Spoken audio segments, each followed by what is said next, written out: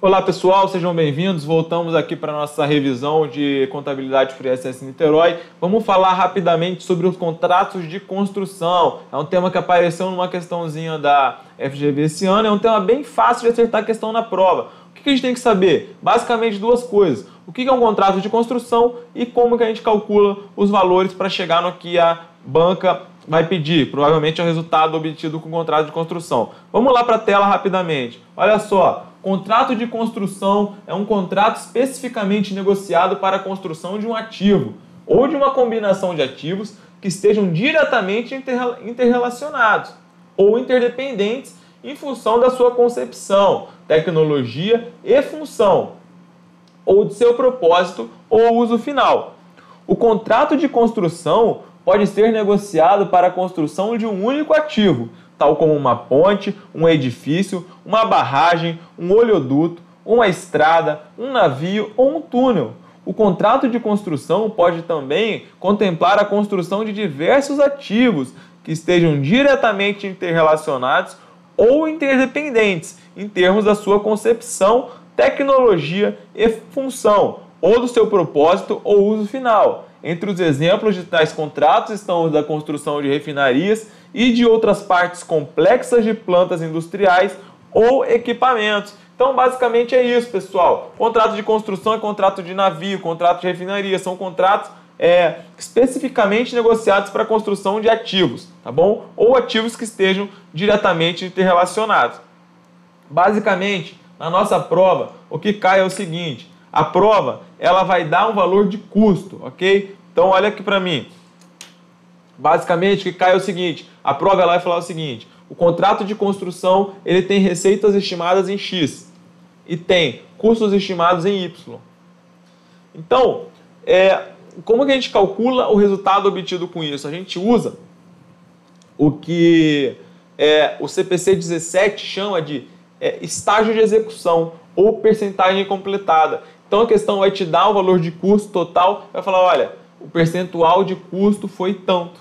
Então, a gente vai achar o percentual de custo, vai jogar o mesmo percentual para receita. E vai fazer uma subtração e vai achar o valor do resultado. Tá? Muito simples, olha lá, vamos olhar no nosso PowerPoint. Olha, DPE Mato Grosso 2015. Um estaleiro constrói navios por períodos de longo prazo. Em janeiro de 2013, ele assinou um contrato para a construção de um navio no valor total de 800 mil. Para a obra, são estimados 500 mil de custos totais. No ano de 2013, a empresa incorreu em 80 mil de custos. Considerando apenas esses fatos, assinale o valor do resultado bruto na ADRE de 2013. Então aqui é muito simples. A questão me deu receitas totais de 800 mil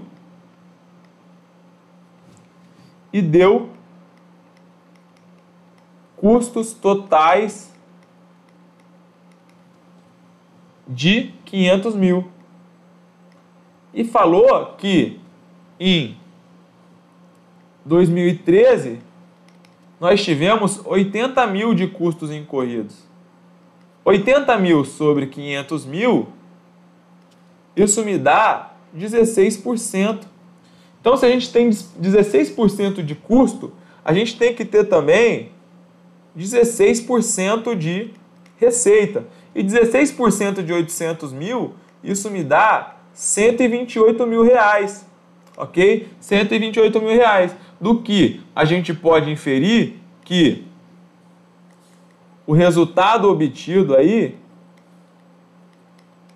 vai ser 128 mil menos 80 mil, que é igual a 48 mil reais. Gabarito, letra C.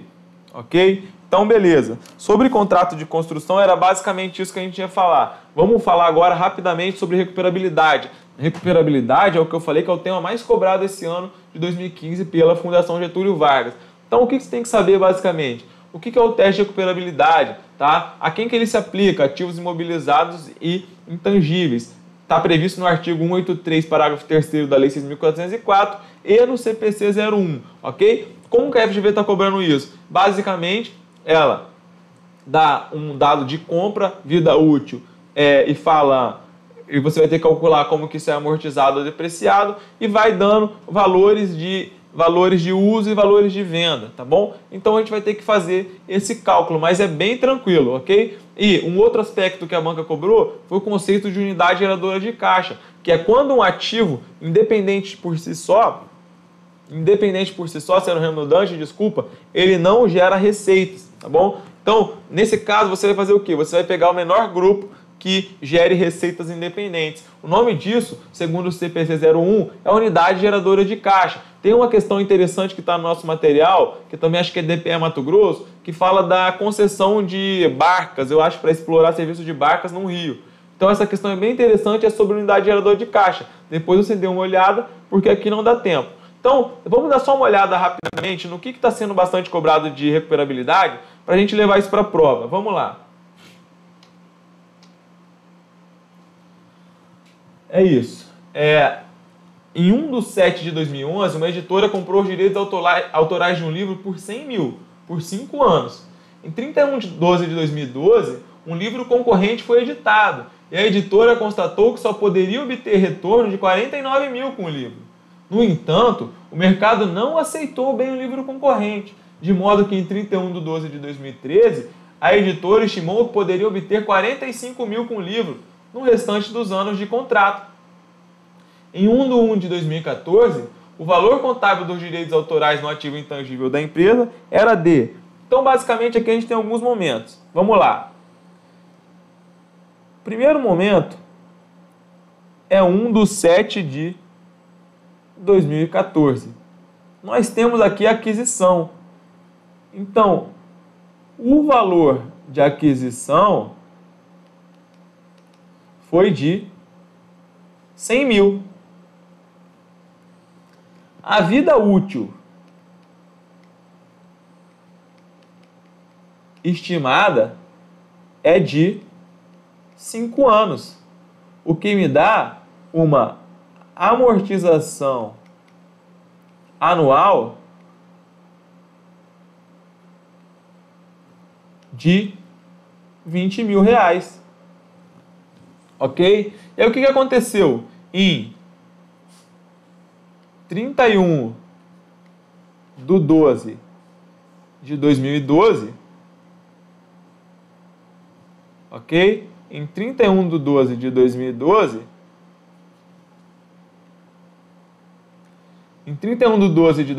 saiu um livro concorrente e a editora estimou que só poderia obter 49 mil. Então a gente sabe que o valor recuperável aqui, em 31/12 de 2012, o valor recuperável vai ser de 49 mil. E no teste de recuperabilidade, a gente compara o valor recuperável com o quê? Com o valor contábil. E qual que é o valor contábil aqui? Tá? Em 1/7 de 2011 até 31/12 de 2012, incorreu qual período? Incorreu 1 ano e meio, ok? Então, se nós tínhamos valor de aquisição de 100 e 1 ano e meio passou, a gente vai ter um valor contábil aqui de 70 mil. Que é o quê? 100 mil menos 10 mil, que é a amortização do ano de 2011, menos 20 mil, que é a amortização do ano de 2012. Então, o que a gente vai fazer? Como o valor recuperável é maior do que o valor contábil, a gente vai reconhecer uma perda por teste de recuperabilidade no valor de 21 mil reais. Ok? Então, a perda aqui vai ser no valor de 21 mil reais. De modo que, no meu balanço, esse ativo ele vai estar assim. Valor de aquisição 100 mil menos amortização acumulada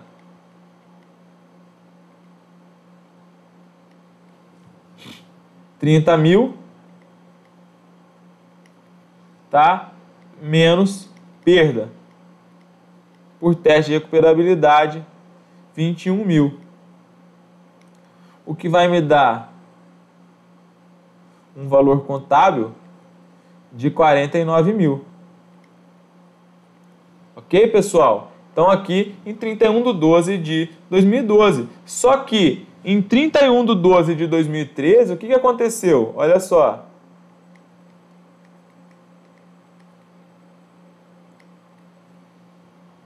O que a questão fala que aconteceu em 31/12 de 2013? Olha lá. O mercado não aceitou bem o livro concorrente, de modo que ela estimou que poderia obter 45 mil reais. Então aqui, o meu valor recuperável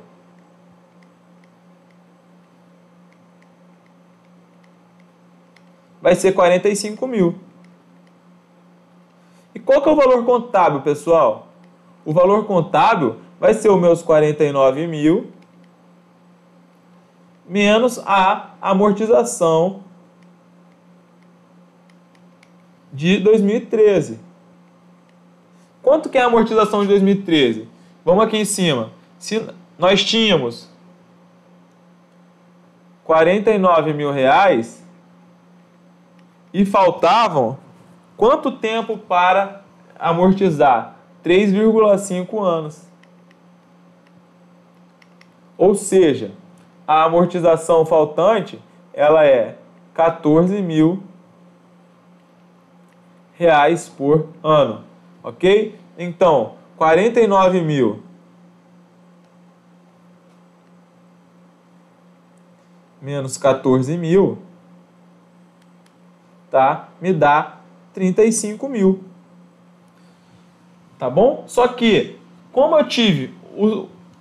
o CPC fala aqui, quando as causas que ensejaram, olha só, o CPC fala o seguinte: se você reconheceu no exercício a redução ao valor recuperável e no exercício seguinte as causas que ensejaram essa redução, elas deixam de existir, que foi o que aconteceu, a gente tinha lançado um livro, ele era uma ameaça, e depois ele deixou de ser, então você vai fazer uma reversão da perda, ok? Então nesse caso a gente tinha 35 mil, a gente vai reverter isso até o limite de 45 mil, tá bom? Porque ele não pode exceder o montante que a gente tinha reconhecido como perda anteriormente. Então, voltando lá para a nossa questão, 35 mil, nós reverteremos a perda até atingir o valor aqui de 45 mil. Então, no final do exercício, a gente vai ter registrado aqui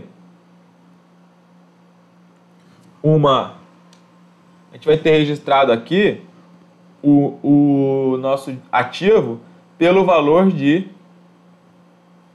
45 mil reais. Gabarito letra D. Ok? Então, basicamente é isso. É saber fazer os estágios aí do teste de recuperabilidade, pessoal. É isso aí o que vai cair. Então, agora vamos para uma outra questão. Uma outra questão interessante, que é a provisão. Basicamente, sobre provisão, você tem que saber o seguinte: distinguir provisão de passivo contingente. Provisão é um passivo de prazo ou valor incerto, ok? E o passivo contingente é um passivo que você tem uma possibilidade de acontecer, uma saída possível ou uma possibilidade ali remota, tá? Então, ela distingue da provisão. A provisão é uma coisa provável de acontecer. Então, basicamente, o que a gente tem que saber é isso. Olha só, provisão. A provisão, ela é considerada um passivo, ou seja, é contabilizada, tá bom? E a possibilidade de saída de recursos, ela é provável. O CPC fala que é mais sim do que não. Já o passivo contingente,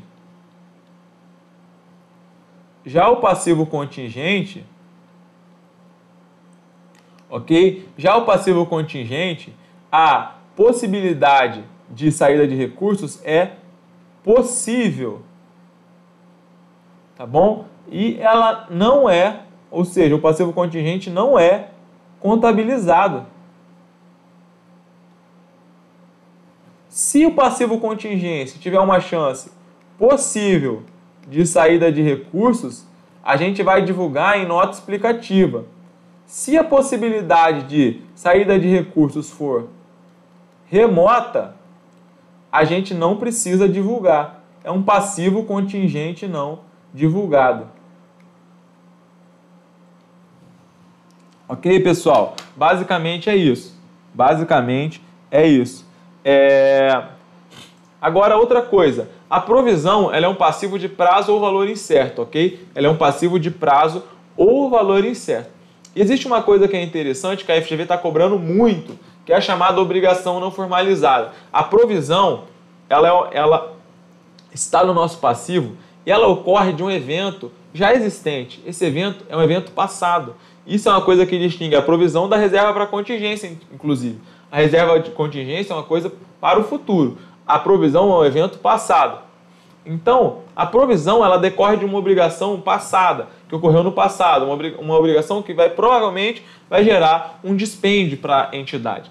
E essa obrigação, ela pode ter surgido de duas maneiras. Ela pode ser uma obrigação legal, ok? Uma obrigação legal é uma obrigação que surge por força de lei ou contrato. Então, a obrigação legal ela surge por força de lei ou contrato. Nesse caso, é tranquilo de discernir. Se ela fez uma provisão por obrigação legal, ok. Agora, uma provisão que surge de uma obrigação não formalizada é diferente, ok, pessoal? A provisão que surge de uma obrigação não formalizada, ela é diferente. Por quê? Ela é diferente porque ela não decorre de lei, ela não decorre de contrato. Então, na obrigação não formalizada, a empresa ela assume um compromisso, ela divulga que vai agir de determinada maneira, tá? Ela assume um compromisso perante a mídia, perante seus fornecedores, perante seus diretores, perante os seus empregados. E nesse caso, a gente tem que constituir uma provisão porque ela tem um compromisso perante terceiros, porque ela gerou uma expectativa válida em terceiros. Então, a obrigação não formalizada, ela tem essa nuance. Então, na nossa questão lá na prova, a gente vai ter que olhar o seguinte. Bom, isso aqui eu vou ter que construir provisão por decorrência de quê? É decorrência de lei? Beleza, uma obrigação legal vai ficar fácil de discernir. Agora, uma obrigação não formalizada. Vamos supor que a empresa ela decide fechar uma das suas unidades, ok?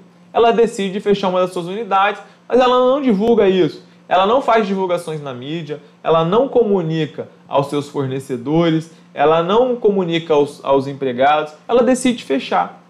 E aí decide fechar daqui a 2 anos. Ela não comunicou. Então pode ser que chegue daqui a 1 ano para frente e ela fala, não quero mais fechar. Então ela não tem uma obrigação formalizada para fechar isso. Ela não tem uma obrigação, então ela pode chegar e falar, não quero mais fechar. Então isso não gera uma provisão, porque ela não gerou expectativas válidas em terceiros. Agora, por outro lado, quando ela decide fechar uma filial e ela comunica aos seus fornecedores, comunica aos seus clientes, ok? Quando ela avisa os seus funcionários que ali não vai mais ter um empreendimento. Nesse caso, ela gerou expectativas válidas em terceiros e aí ela vai ter que constituir as provisões correspondentes, ok? Então, o ponto-chave das obrigações não formalizadas é gerar expectativas em terceiros. E a FGV está cobrando bastante isso. Vamos dar uma olhada numa questão desse ano de 2015 que está ali na lousa. Olha lá. Nas demonstrações financeiras do ano de X1, a companhia de automóveis japonesa Sky-Nashon apresentou o maior prejuízo de sua história. Pressionado pelo conselho de administração, o presidente da companhia apresentou um plano de reestruturação. 1. Encerramento das unidades deficitárias nos anos de X2 e X3. Tá? 2. Programa de demissão da metade dos executivos, com início em 1/1 de X3. 3. Construção de um prédio administrativo. 4. encerramento do contrato de aluguel do prédio administrativo no momento em que o novo prédio ficar pronto. Considerando que todas as medidas foram aprovadas pelo Conselho de Administração no primeiro semestre, deverão ser provisionadas no balanço no segundo trimestre de X2 as seguintes medidas. Então, a primeira medida é o encerramento das unidades deficitárias, pessoal. Isso gera uma provisão? Bom, essa questão eu e o professor Luciano a gente discutiu bastante. Mas ele fala o seguinte: encerramento das unidades deficitárias nos anos de X2 e X3.